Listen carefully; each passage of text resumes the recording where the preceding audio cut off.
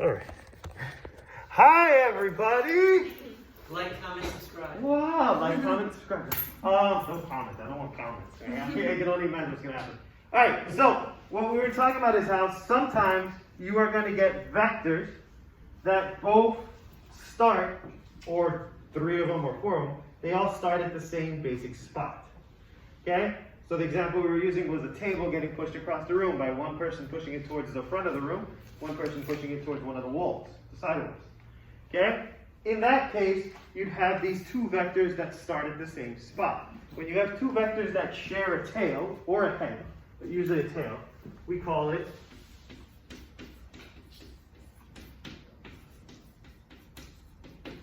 concurrent vectors.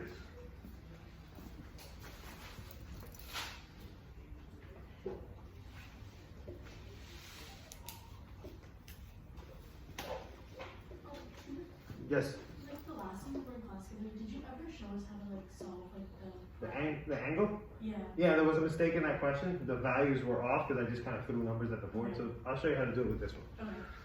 Okay. Okay? Now, concurrent vectors, what it basically comes down to is you have them sharing a tail. Now, that's great and everything, but it's not gonna help us visually to figure things out. We're gonna have to figure out a way to kind of adjust it so that we can actually solve for the values that we wanted. Does that make sense? Okay.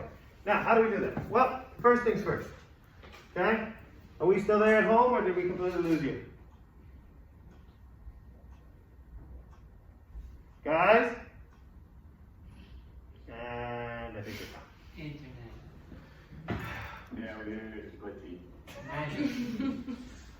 Okay. All right. Now, which way would the desk actually move? Would it just move towards the door? Would it just Heading at 45 degrees. at some sort of a Yeah. angle, right? A diagonal, yes? So it has kind of like that. Okay? Now, what would we call this line? What kind of a vector would this line be? Good. Resultant This vector. would be a resultant vector.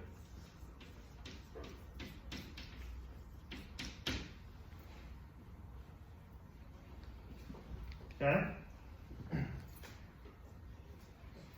We call it the resultant because it results from the other two motions. If those other two motions didn't happen, this line wouldn't exist. Does that make sense? Okay? Now, if that's the resultant, that resultant is created because these two other lines exist.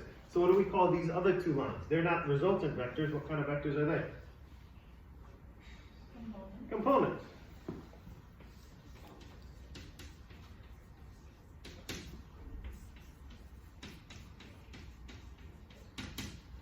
Okay?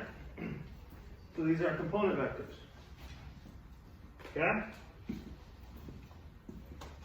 Now, we can't just say component, we have to be a little bit more specific. Imagine that this was in regular math class, perhaps on a piece of coordinate graph paper.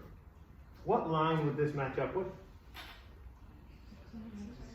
X-axis. So we call this the X component. Sometimes we just call it the horizontal component. And this would match up with the Y-axis, which means we call it the Y component or the vertical component. Does that make sense?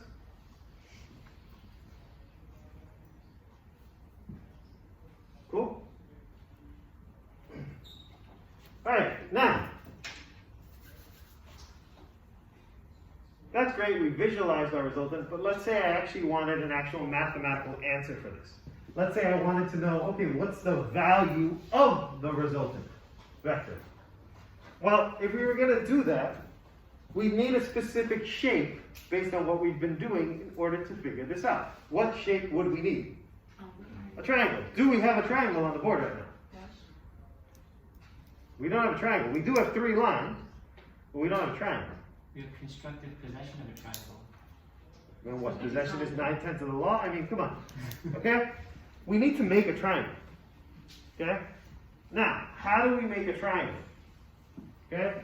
Well, the great thing about component vectors is that component vectors can be moved. Okay? You can move component vectors around as long as you don't change the direction in which they point. If you don't move the direction in which they point, if they're still pointing north or east or west or southeast or whatever they were pointing, you can move them around as much as you want. So, let's look at this picture. Right now, are those component vectors connected the way that we want them? How are we supposed to connect component vectors? Head to tail. Right now, they're connected what? Tail to tail. Okay? So we need to move them. So we can move this little component and connect it the right way. So if we wanted to connect it the right way, we need this tail here to connect to this head, yes? So how would we have to, what would we have to do? We'd have to take this line and we have to slide it over.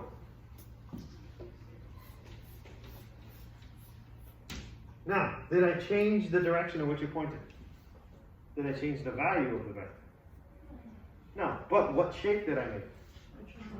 A triangle. And now I could use the stuff that we've been doing to solve for the sides, as long as I have them, right? What else could I have done? I could have moved that y component, or Could you move the x component up? okay, I could have moved this x component like this to here, in which case I would have made a triangle up here, and I could have solved that one. Okay? And it would have connected the correct way, head to tail, and you could do the job that you have to do. Does that make sense? Cool? Alright, so when we have concurrent vectors, that makes our life a heck of a lot easier.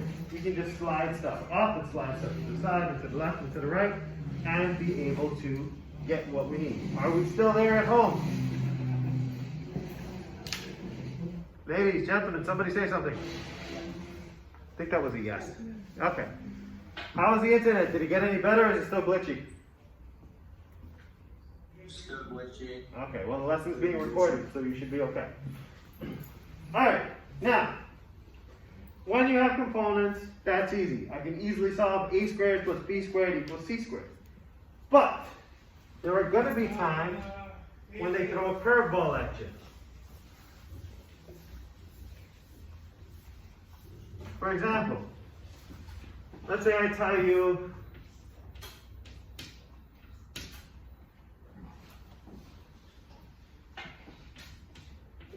okay, I kick the ball. If I kick that ball, the ball traveled 52 meters northwest, let's just say.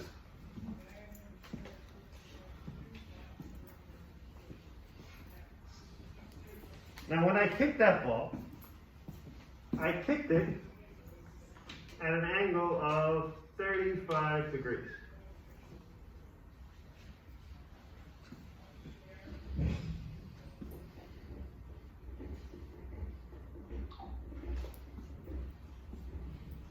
Okay?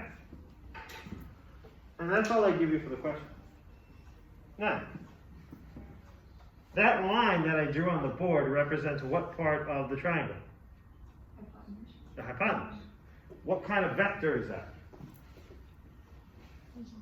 The resultant. Why? Because when I kick it like that, some of the energy I put into kicking that ball actually wanted to push the ball that way. And some of the energy I put into the ball made the ball want to go that way. The way the ball actually moves is a combination of those two put together. Does that make sense? Okay? And so for a question like this, I would ask you,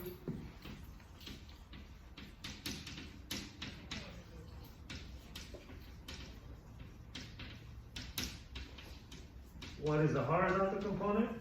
Or what is the